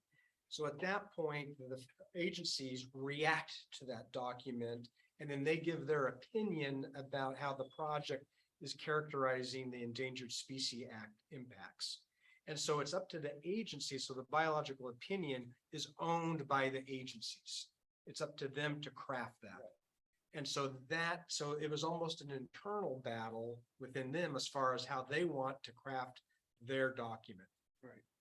So they crafted it, they gave it to the chief, and it's a new chief, right? That's came in and has looked at it and said, I guess has the authority to say they want it different. So they have said they want it different. The comments go back to ODOT. We're kind of removed from that. We've offered any assistance that we can provide. The initial response was, it's an agency issue where we don't bring in consultants to handle that. So we will continue to offer if there's technical information or just anything that we can help to move it along. We did get a recommendation to reach out to a lady, Cindy Callahan, who's a senior biologist with FHWA that represents Washington and Oregon, as kind of a way to maybe another person that can step in and find out, kind of what's going on and encourage it to move forward. So Kevin did that this morning. We got a response back from her that she's going to look into it and reach out to some folks and give us some information. And we will follow up with her this week and see what she was able to find out what the issue is. There was a reference to a condensed version that was submitted to them that they had an issue with. We don't know exactly what that means. We've asked around and have not been able to find somebody that can explain what condensed version means. But that they did not like the condensed version. So we think maybe it's just a formatting thing and they just have to put it in the non-condensed version and then resubmit it. So we don't know whether there's an issue with the initial report that we sent. That's right. There's been no indication that it's anything to do with the initial report that we sent in. It sounds like it's something with how ODOT transformed that information and provided it to them. And whatever this condensed version is. And that was the issue they had. So we're hoping that if it's just that simple that they can revise it and put it into the non-condensed version. So what I've asked the guys is that I have zero confidence that anything is going to get done with this thing anytime soon. They've had it for 2 years already, and they just rejected it. Okay, so I'd really like to know what the heck is going on there, and is it a base problem with the data that we gave them or we collected and whatnot, or is it something internally? It really doesn't matter because this is holding up our rod. And we can't do some of the next applications until we have the rod.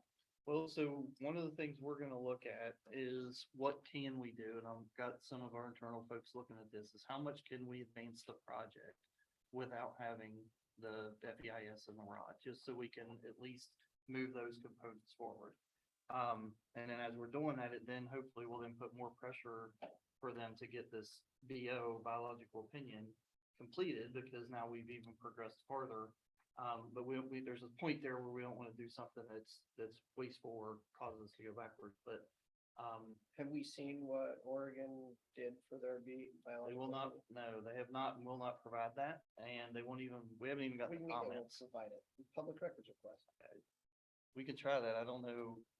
We've asked and we weren't even told to go to the public records request. It's not a finished document. And so, So what we're kind of going with this thing, Jacob, is that what's our plan A and plan B?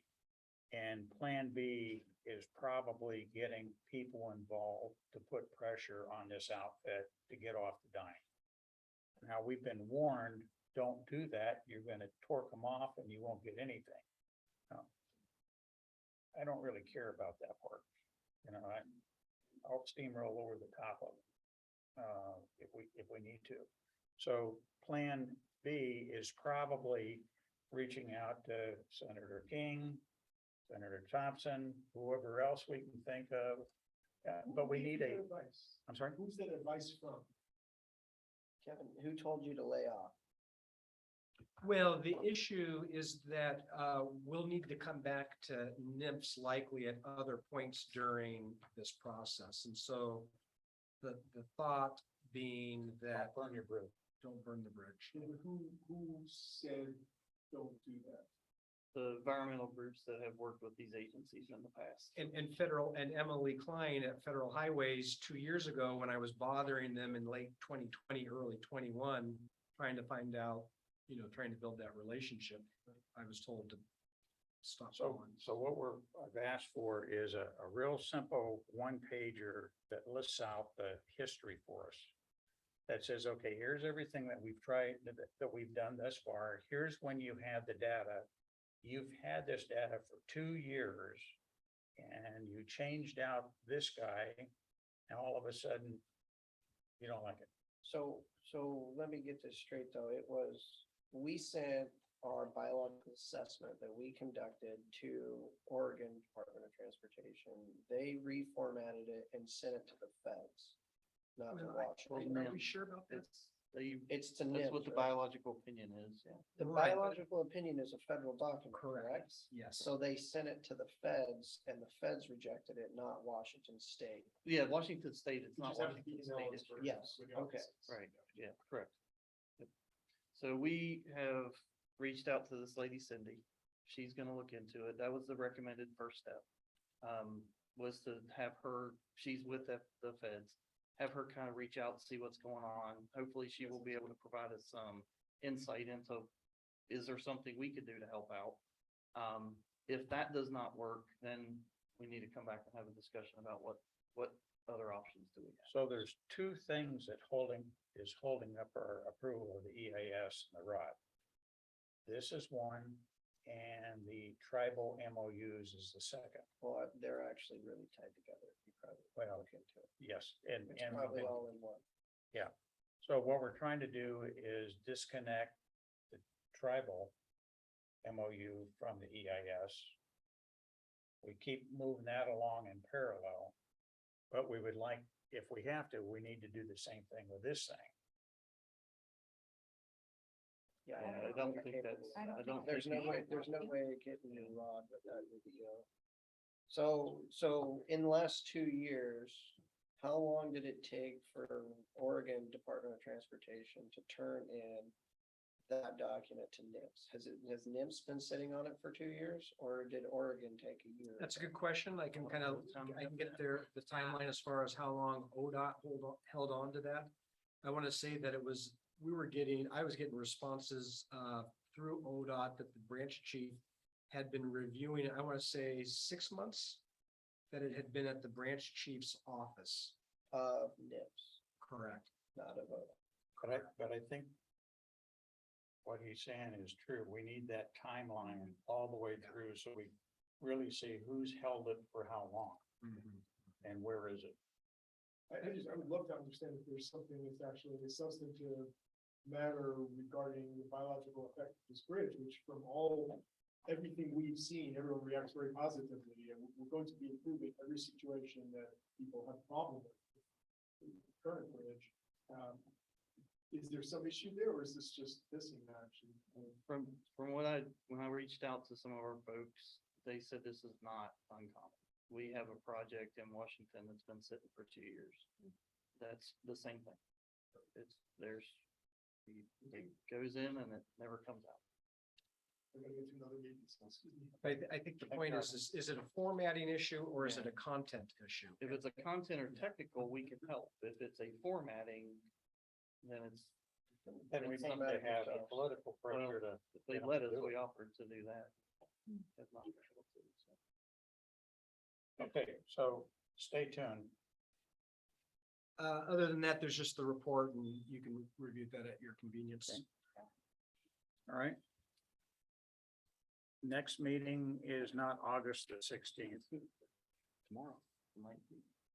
That should be September. Yeah, it's September, what, I believe that's the 19th. 19th? Yeah, Well, there's the 24th. it's whatever that Monday is, 19th. 19th. 19th. Okay, so I saw on your list, there was something about Clickitat County on the 17th.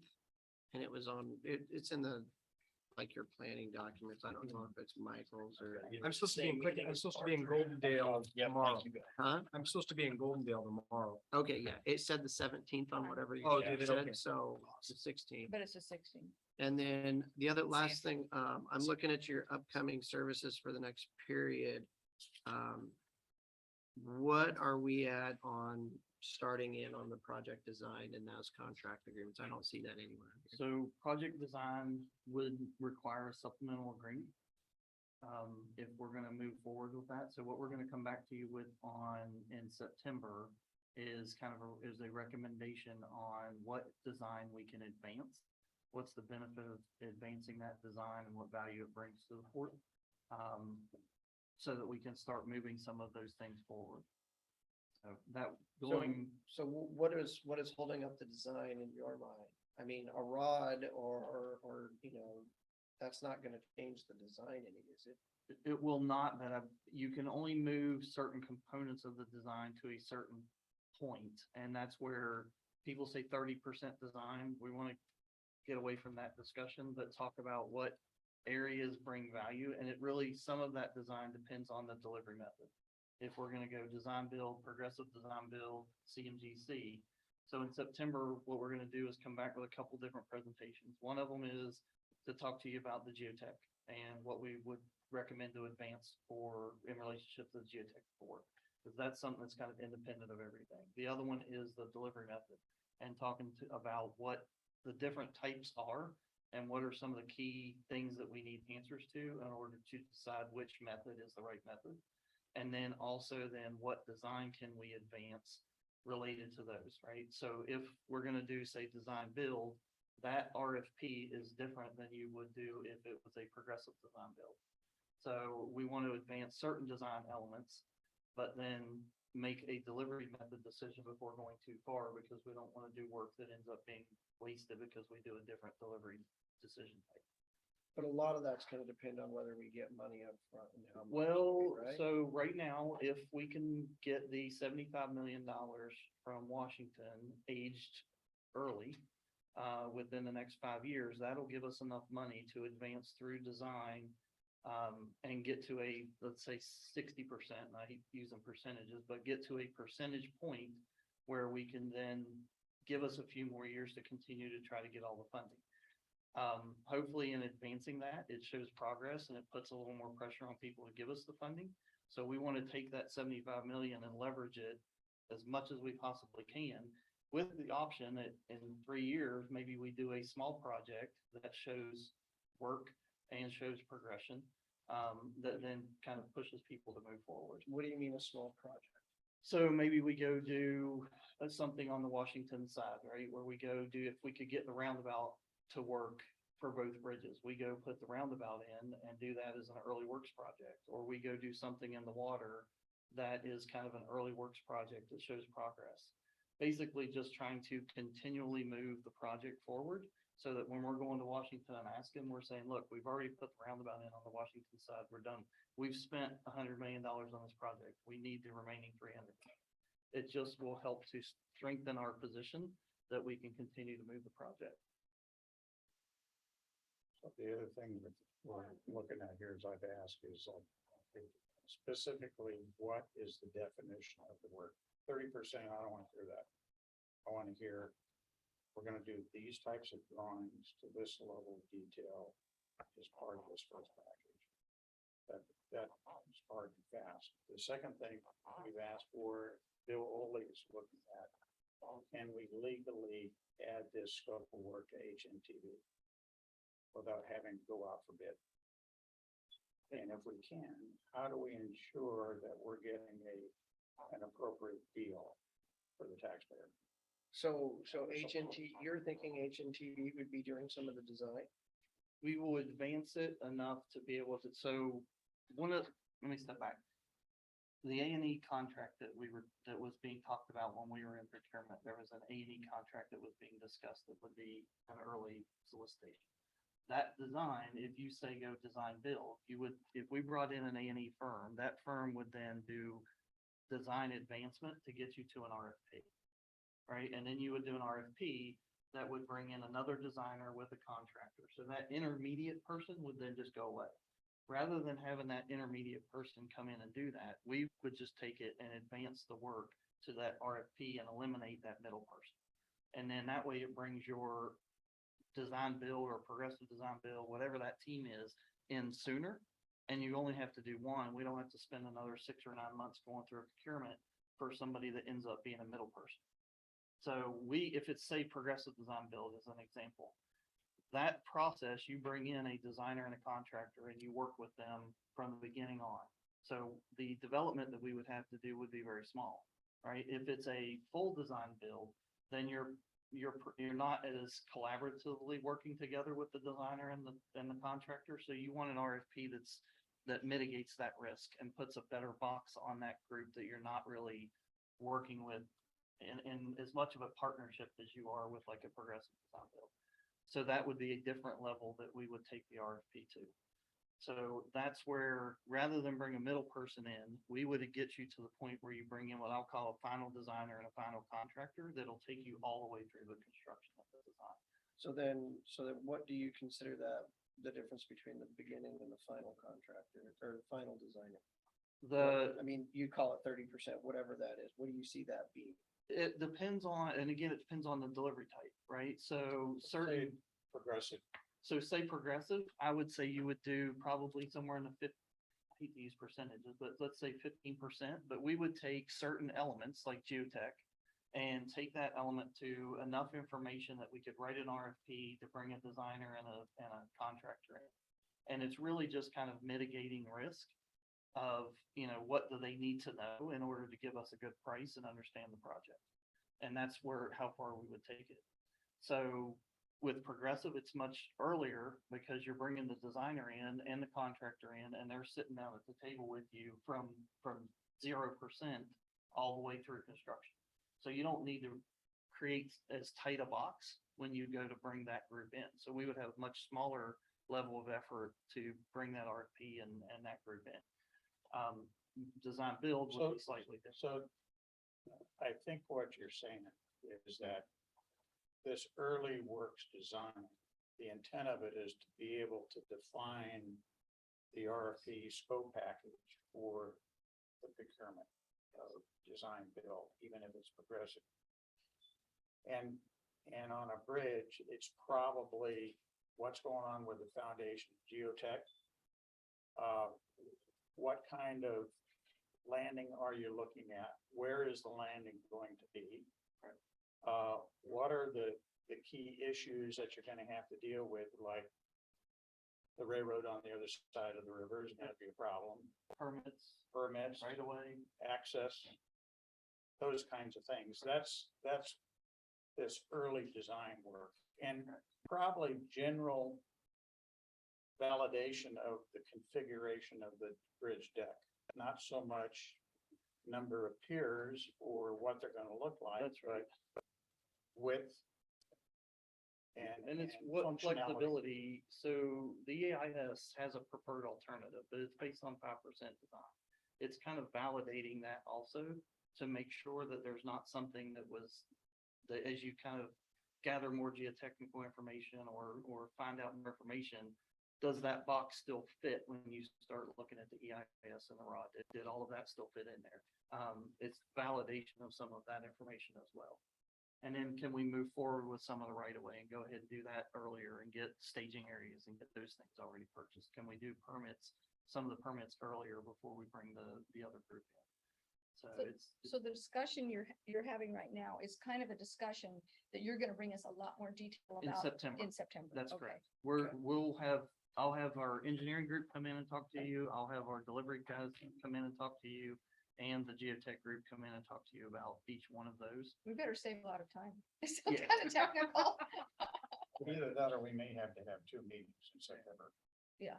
And we'll, Yeah. we'll try to keep it high level. I mean, it doesn't need to get into the details of every single piece, but at least enough to show you, this is why and the benefits and the pros and cons of not doing it. I mean, it really just is reducing risk, right? The more you do upfront, the less your risk, and Yeah. the more you know, and the less, if you're pricing that risk to somebody. I have one Questions? One Yep. question. Any word on Washington doing the traffic counts? Is there any talk yet? Do you mean the 1.5 million? Yes, yeah, DNR? yeah. They have selected CDM Smith and they're moving forward with that contract. So we are planning to kind of monitor and keep an oversight of what they're doing. And input as much as we can to make it as useful as we can for what we do. Great. And then that way we can leverage that hopefully and then build on it. As we go. Eventually I think they're going to level 2 is where they think they'll be able to get. And then eventually, when we go to funding, we'll have to go to what they call an investment grade level, which is the next level up.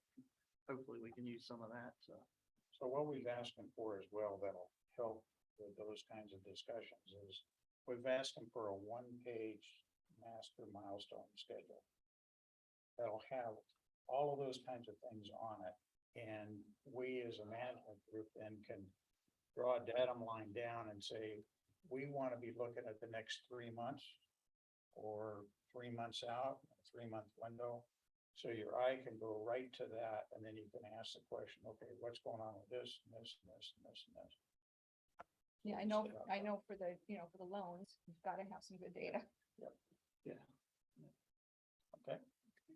Any other questions? No. Thank you, guys. Thank you. So that was a little over 2 hours, but we got through a lot of stuff. Thanks, everybody.